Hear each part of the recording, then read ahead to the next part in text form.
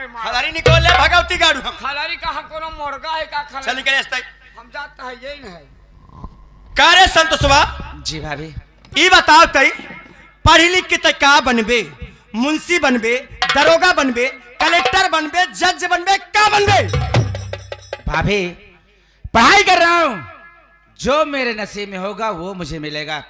फिलहाल भाभी आज आप इतने गुस्से में आपके देवर से कोई गलती हो गई है भाभी? संतोषवा आज मैं तुझसे कुछ कहने आई हूँ रे मेरी बात जरा कान खोल करके सुनना हरामखोर। भाभी क्या कहना चाहती हैं आप बोलिए सुन ना। मेरी बात बोलिए।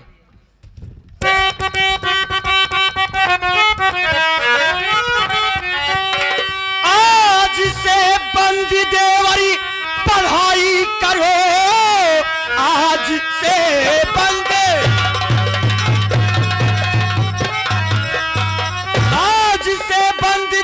पढ़ाई करो कुछ कमाई धमाई शहर में करो तेरे भैया अकेले क्या क्या करे मुफ्त का बैठ कर घर रखाया करो।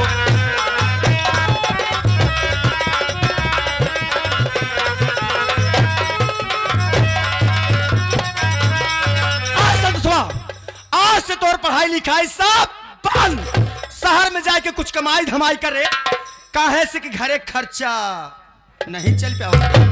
तो यानी आपके कहने का मतलब मैं अपनी पढ़ाई छोड़ दूं भाभी? हाँ रे भाभी मैं भी आपसे कुछ कहना चाहता हूँ। बोल संतोषवा जरा मैं भी तो सुनूं क्या कहना चाहता है। सुनिए मेरी बात भाभी।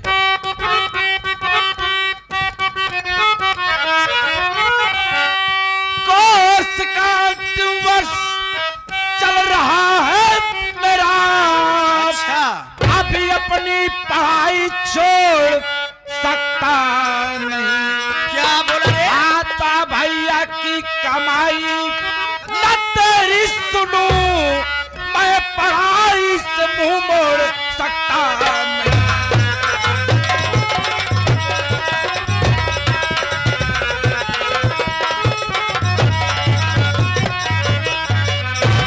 भाभी मेरी पढ़ाई खर्चा कौन देता है? बड़े भैया देते हैं ना, माँ देती है ना। और वैसे भी आप घर में करती हो क्या? सारा दिन कुर्सी में बैठकर कुर्सी तोड़ती रहती हैं आप। क्या बोला रे? घर का सारा काम सरिता भाभी करती है। बिल्कुल सही बिल्कुल मैं भला आपका कहना क्यों मानूं? मैं अपनी पढ़ाई क्यों छोड़ूं? कसम मेरी मचकती जवानी की रे दबदबा था दबदबा है दबदबा। मेरी बात सुन हरामखोर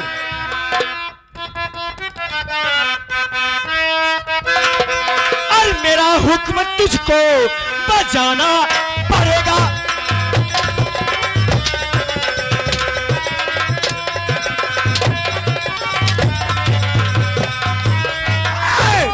मेरा हुक्म तुझको बजाना पड़ेगा मेरा हुक्म तुझको बजाना पड़ेगा और नहीं मार हंटर की खाना पड़ेगा।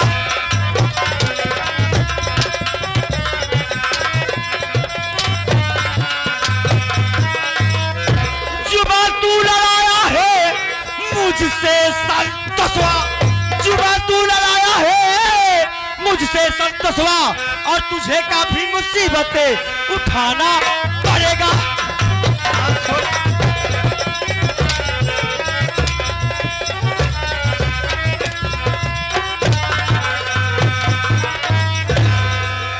क्या बोला रे तू?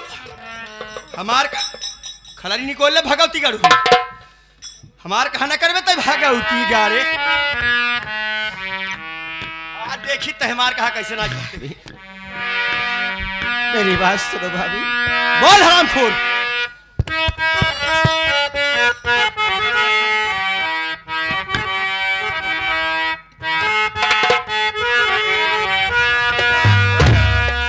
नहीं भाभी मुझे पर नहीं भाभी मुझे पर सितम इतना था। क्या करूं तेरी आरती उतारूं तेरी मैं हरामजादे।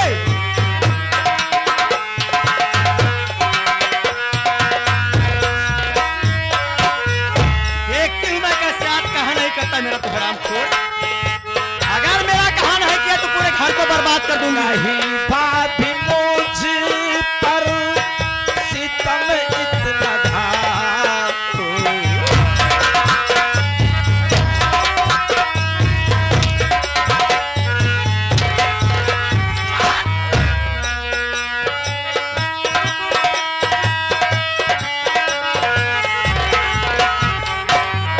नहीं भाभी मुझ पर सितम इतना ढाओ, न बेरहम से ऐसे मास्टर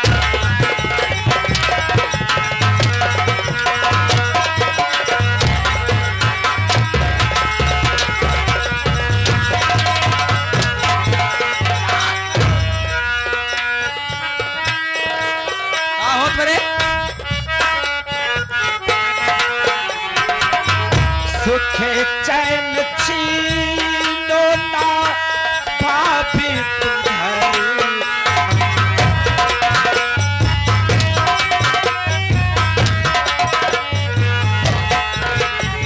चैन ना छीनुआ तो का अपन मनमानी के लगे भगवती गारे मनमानी कर बे अपन ताई। सुखे चैन छीनो ना भाभी तुम्हारी का, मंदिर से घर लेना हंगामा मचाओ। मैं हंगामा मचा रही हूँ।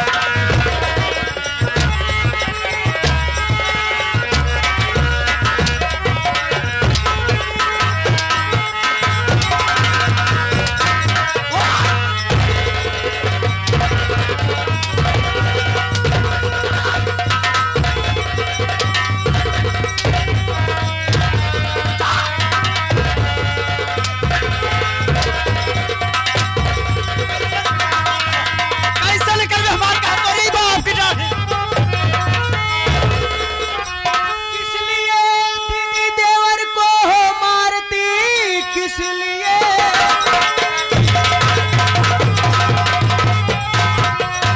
किस लिए दीदी देवर को मारती, क्या खता इसने दीदी है किया, जान से मारना क्या चाहती, क्या खता इसने दीदी है।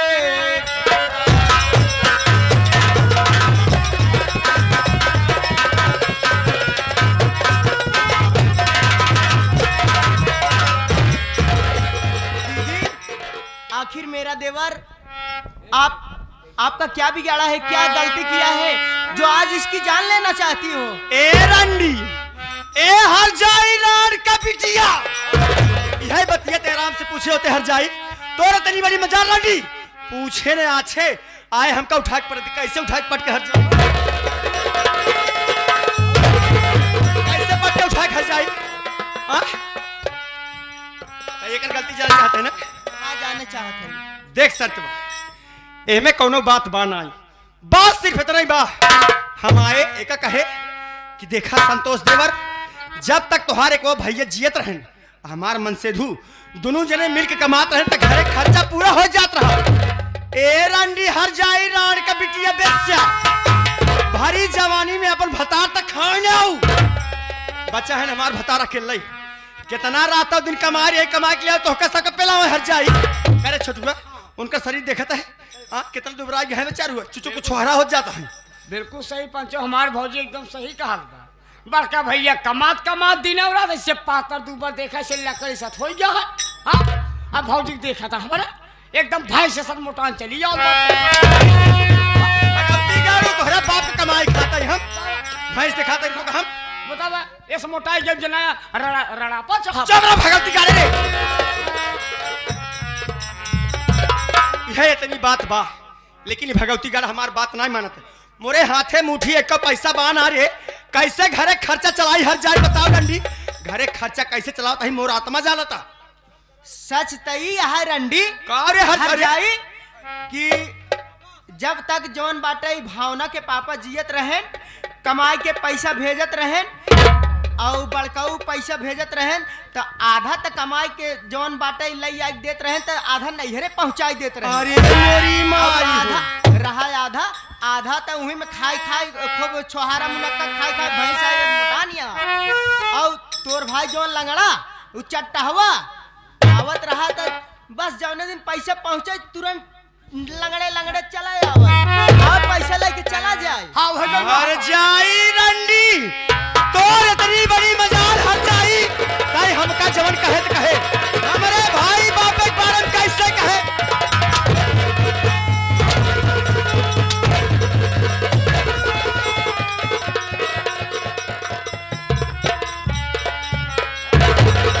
आई गई बूढ़ाऊ देख रे जेल हो सबके एनाहिन कमी रही भले की चली आओ तू संतोष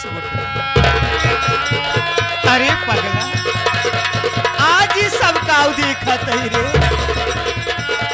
संतोष बेटवा काका अरे कवन ऐसे गुनाह कह दिया रे अरे पगला अबे तोर मातारी जिंदा है हर मुसीबत छेलै बरे हम जियत है बेटवा लेकिन तू सभी रोत है का बात है भाई संतोष।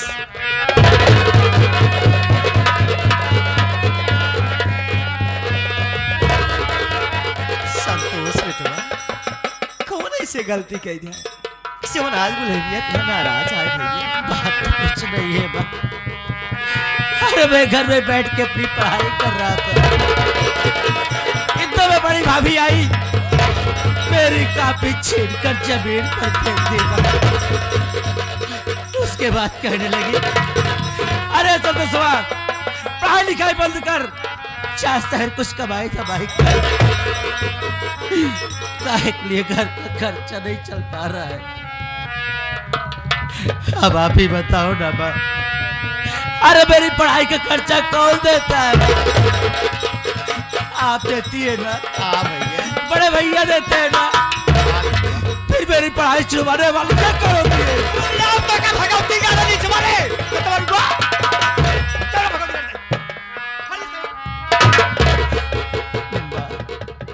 हाँ भैया अब आप ही बताइए, अगर इस घर में मेरी पढ़ाई का खर्चा और मेरा ही खाना जाता है ना, तो इसके कहने पे नहीं, अरे आप मेरी माँ है, आप कहती है तो बंद कर देता हूँ पढ़ाई, चला जाता हूँ शहर। ऐसे काहे कहा था भैया? माँ, हाँ बेटवा भाभी कह रही है कि मैं इस घर में फोकट का खा रहा हूँ।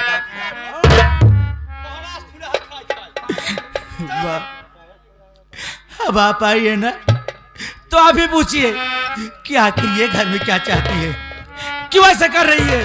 ठीक है बेटवा, तू रोज हम दुल्हनिया से पूछत है ना, हमारी कसम खाया रोज जिन बेटवा तू।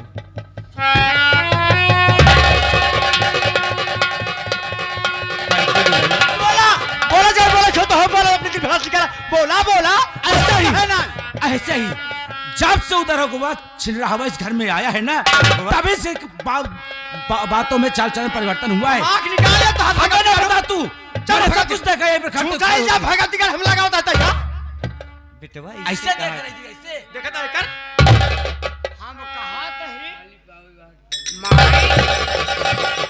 माई या घर एक सियान है, मलकिन है, हाँ? तोर सास है, पहताई है, कादेस बोल, सहूर से बोल, ये बोला था जैसे कौवा हकनी हो गई यहाँ, हकोरो बोखरा ना हो जाए। अच्छा पहले सुन, इंजीनियर साहब यहाँ आई है, का करी रे? चाट उनके गमले के सबक पैरों देखी कहीं छोटुआ भौजाइए सड़िए उठा के दिखावत रही। दादाजी वो भगवती का रहता है, ज्यादा बोलबे ना ये लोगों खोल तो मुंह में बहा दे बरा नीचे आऊ नहीं ते गरमान है, ठंडा है। ये हमारे इंजीनियर साहब जो है, ये साहब के बड़ी लाडली की तरफ से, बड़ी बिटिया की तरफ से, ये देवरान जेठान के सीन देखते हुए अब इस वक्त पूरा परिवार इकट्ठा हुए हैं। ये 51 रुपया का पुरस्कार बा। जय भीम, जय भारत, नमो बुद्धाय। तो कहा लागे जाना बड़की दुल्हन का बोला? अरे तू जाना था हमार तो 4 दिन की जिंदगी है, हमारे मरे के बाद या घरे के मालकिन पुरखिन तू हो। अरे भैया जब तू यहाँ तरह के बर्ताव ऐसे करबू, ऐसे लड़कन के सताबू गरियबू बोलबू तो कैसे परिवार चले भैया? दू बात बात बर्दाश्त करे की कोशिश कर। अरे तू बड़वारी है तो है सज्ञान है तो है नहीं तरीके से झगड़ा लड़ाई करबो तो कैसे होए भैया, कैसे परिवार चले। अरे तू सोचा संतोष बेटवा पढ़त लिखत हा, पढ़ी लिख ली है, कोनो नौकरी चाकरी पास गई तो अपन सबके गरीबी दूर हो जाए। ए बूढ़ा एकर कवन गारंटी बा, कवन गारंटी बा एकर कि भगवती गारा पढ़ी लिख ले भियान करो नौकरी चाकरी पास जाए, अपने घर की गरीबी दूर हो जाए। भियान एकर भगवती बियाह शादी कर देबू, अपन में हर लड़का अलग हो जाए, हमका तो होकर ना पूछे तब आज ऊपर की हमका समझाओ। दुल्हन अबे तलक तो हमारे परिवार में इससे कब्बो ना हुआ है। अरे तू सोचा संतोष बेटवा के मार दियो तो कौनो बात ना है, छोटकी दुल्हन के मारा था। अरे उनके कोखी में लड़कियां पला था, कहूँ ठाव कुठाव लग जाए। एक मुसीबत से भी छुटकारा नहीं मिला, एक मुसीबत और कपारे पे चला। कैसे मुसीबत झेला जाए भैया, कैसे जाए सब एक झेले खोए। देखा बूढ़ा एमे कौनो बात बा ना, बात सिर्फ इतना ही बा, सत्ता सत्ता कहता है, मैं तो हर कसम खा के बोलत हूँ। अगर तो तब विश्वास न हो ना, जितना जने बैठा है इनका सब जने कसम खा के कहते, जितना जने बैठा है इनके सब जने कसम खा के कहते हैं। हम आए संतोष बस इतना कहे, हम कहे देखा संतोष देवर जब तक तुम्हारे को भैया जियत रहन हमार मन से धू दोनों जने मिल के कमात रहन त घरे खर्चा पूरा हो जात रहा। अब तक तुम्हारे को बेटो नहीं पूरी गया, बचा है हमार मन से धू अकेला कितना रात दिन कमाई कमाई के लिए तो सब खिया वही करे छोटुआ। देखा है बेचारू आजकल कितना दुबरी हो जाता है, देखा तो हूँ दुर्बल, हाँ दुर्बल हो जाता हूँ। अरे दुल्हन तू सबे ही सोचा, अरे हम कौने मुसीबत से अपने लड़कियन के पाले पोसे, हमारी आंखें पीछे तो क्यों सहारा दे वाला ना है। अरे तोरे सब तो क्यों सहारा दे वाला है, तोरे सब के ऊपर तनिक मुसीबत आई कि इतनी जल्दी हिम्मत हार गया, कैसे होए भैया। एक बात बताई बूढ़ा तुम्हें, अब जितनी जल्दी हो सके ने, जितनी जल्दी हो सके हमारे नजर सामने दूर हो जा, तू दूर हो जा। जितना गुस्सा लगी बात कुल गुस्सा तोहरे ऊपर उतार दे, तोहरे ऊपर गुस्सा लगी आज तो गुस्सा उतार दे, लेकिन हमारे राहत में हमारे लड़कियन के ऊपर तो हाथ नहीं उठा सकता। अच्छा ये बतावा तू कहत या हमें घर में बड़वारी है, हमें घर में सियानी है, अगर हमें घर में बड़वारी है सियानी है तई रंडी हट जाई ना पूछेस ना आछेस आज के हमका उठा के पटक देस। तू ऐसे ना पूछ पाओ तो कहे बड़की दुल्हन उठा के पटक देस, अब वही की आई हर जाइए रंडी तो तू हमारी नसीहत